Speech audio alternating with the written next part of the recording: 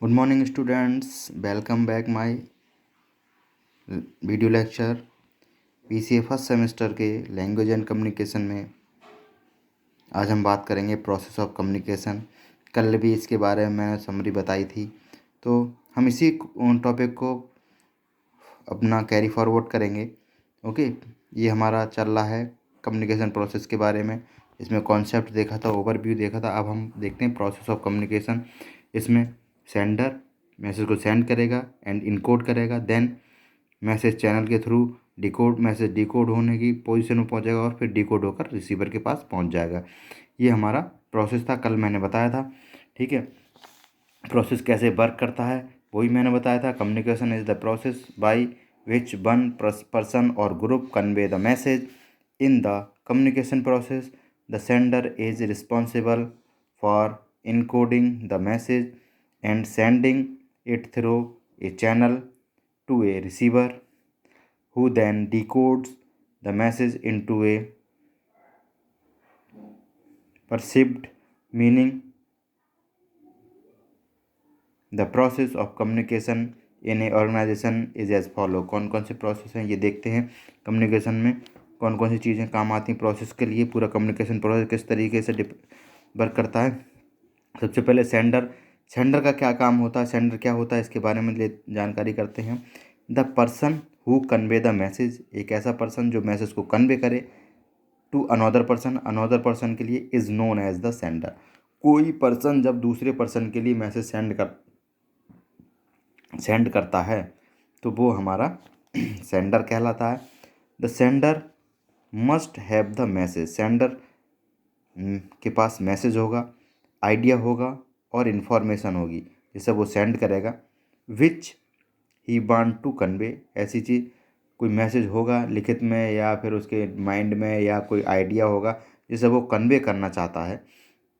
He formulates the message which he want to convey, और वो उस इंफॉर्मेशन को, आइडिया को या मैसेज को फॉर्मुलेट करेगा जो वो ये जो कन्वे करना चाहता है। The sender thinks what message should be send, ये सेंडर की जिम्मेदारी है कि मैसेज उसे कौन सा भेजना है, तो क्या लिखना होगा, मैसेज कैसे तैयार करना होगा, कौन सा मैसेज भेजना होगा, ये सेंडर की जिम्मेदारी है। ठीक है, देन मैसेज की बात करते हैं। It is the subject matter of communication, communication का सब्जेक्ट मैटर है कि मैसेज क्या है। मैसेज अलग अलग टॉपिक के हिसाब से, अलग सिचुएशन के हिसाब से, अलग कंडीशन के हिसाब से, ठीक है, अलग अलग ही होगा। मैसेज अलग अलग होता ही है और हो भी सकता है। ठीक है तो ये डिपेंड करता है, इधर मैटर ऑफ कम्युनिकेशन, ये कम्युनिकेशन का मैटर है कि किस टाइप का हमारा मैसेज है। Which a sender creates in his mind, जो सेंडर भेजने वाला है वो अपने माइंड में क्रिएट करता है। तो ये कम्युनिकेशन का मैटर है, सेंडर किस तरीके का कम्युनिकेशन चाह रहा है, किस टॉपिक के लिए चाह रहा है, किस सिचुएशन के लिए कम्युनिकेट करना चाह रहा है, किस कंडीशन पे कम्युनिकेट करना चाह रहा है, तो वो मैसेज अपने दिमाग में खुद ही तैयार करेगा। तो ये जो मैटर है वो सेंडर के माइंड का है या कम्युनिकेशन के पार्ट का मैटर है, सब्जेक्टेड है। ठीक है and convey to the receiver, और वो किस तरीके से इस मैसेज को रिसीवर के पास कन्वे करे, ये पूरा जो है सेंडर की जिम्मेदारी है। The sender creates a clear message in his mind, sender जो है उसे जो मैसेज भेजना है या जो बात करनी है, जो कम्युनिकेशन करना है, वो अपने माइंड में क्लियर करता है। ए मैसेज में consist of facts, opinion, information etcetera. जो मैसेज है वो हमारा फैक्ट्स भी कंसिस्ट कर सकता है, उसमें ओपिनियन भी हो सकते हैं, इन्फॉर्मेशन भी हो सकता है, आइडिया भी हो सकता है। ठीक है, then the message is communicated to the receiver, और फिर वो मैसेज रिसीवर को कम्युनिकेट कर दिया जाता है। ओके, बात करते हैं इनकोडिंग की। The sender needs encoding skills, जो सेंडर है उसमें इनकोडिंग स्किल होना ज़रूरी है। It will make a receiver understand, अगर इनकोडिंग स्किल होगी तो जब वो मैसेज इनकोड करेगा तो ऐसा इनकोड करेगा कि रिसीवर आसानी से समझ सके। अगर स्किल ही नहीं होगी तो इस तरीके से मान लीजिए एक हिंदी लैंग्वेज में, इंग्लिश लैंग्वेज में हमने मैसेज कोई कन्वे किया, ठीक है, अगर रिसीवर नहीं जानता है क्या कि इंग्लिश लैंग्वेज को कि कैसे होगा, या कोई और भाषा की लैंग्वेज है उसे नहीं जानता है, तो वो कैसे उसे इनकोड करेगा। तो इसलिए जो है ये सेंडर की जिम्मेदारी है, या सेंडर को होना चाहिए कि वो इनकोडिंग स्किल को अच्छी तरह जाने कि रिसीवर की इनकोडिंग, रिसीवर किस तरीके का मैसेज रिसीव करेगा या समझेगा, मैसेज को समझ पाएगा नहीं, अंडरस्टैंड कर पाएगा नहीं कर पाएगा। ठीक है, ये सारी जिम्मेदारी सेंडर की कि उसे इस तरीके का मैसेज भेजना चाहिए कि रिसीवर इजीली उसे अंडरस्टैंड कर सके। जैसे लिखा है, it will make the receiver understand. ठीक है, द मैसेज क्लियरली, कि रिसीवर क्लियरली मैसेज को समझे। When the sender translate the message into words, जब सेंडर मैसेज को वर्ड्स में भेजे तो वो जो रिसीवर है उसे इजीली समझ ले कि क्या कहा है इन्होंने और ये क्या कहना चाह रहे हैं। या सिंबल्स में भेजे तो इजीली समझ ले, या अदर किसी फॉर्मेट में भेजे। He is using encoding skill, और इस मैसेज भेजने की जो प्रक्रिया होती है, मैसेज बनाने की जो प्रक्रिया होती है, चाहे वो सिंबल से हो चाहे वर्ड से हो, that is known as encoding. Okay, अब बात करेंगे चैनल ऑफ कम्युनिकेशन की। Communication is the act of transmitting the message to the receiver. ठीक, कम्युनिकेशन का एक ऐसा एक्ट है जिससे हम मैसेज को ट्रांसमिट करते हैं रिसीवर तक, यानी कि रिसीवर तक हम मैसेज को ट्रांसमिट करते हैं। चैनल ऑफ कम्युनिकेशन इंक्लूड, जो चैनल ऑफ कम्युनिकेशन क्या करते हैं, include speaking, writing, meeting, memo, letter, report, email, text message etcetera. तो हम कन्वे कैसे कर सकते हैं अपने मैसेज को? कन्वे करने का जो तरीका होता है वो हमारा चैनल ऑफ कम्युनिकेशन कहलाता है। जैसे मान लीजिए हम बोलकर मैसेज को कन्वे कर सकते हैं, राइटिंग लिख कर सकते हैं, किसी मीटिंग के द्वारा, किसी मेमोरेंडम के द्वारा, मेमोज के द्वारा, लेटर के द्वारा अपने मैसेज को कम्युनिकेट कर सकते हैं, ट्रांसमिट कर सकते हैं, रिपोर्ट्स के द्वारा कम्युनिकेट कर सकते हैं, ईमेल के द्वारा, टेक्स्ट मैसेज के द्वारा, वीडियो के द्वारा। ठीक है, एटसेट्रा, कई तरह की चैनल्स के हेल्प से हम अपने मैसेज को कम्युनिकेट कर सकते हैं। ओके, देन अब बात करते हैं रिसीवर। रिसीवर क्या होता है?